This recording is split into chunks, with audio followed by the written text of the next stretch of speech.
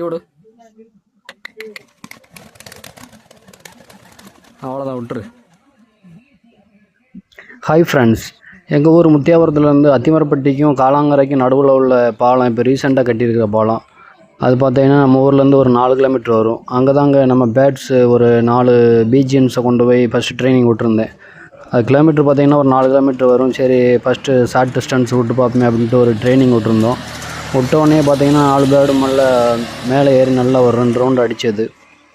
விட்டது பார்த்தீங்கன்னா என்னோடய தம்பி தாங்க. நான் தான் வீடியோ எடுத்துக்கிட்டு.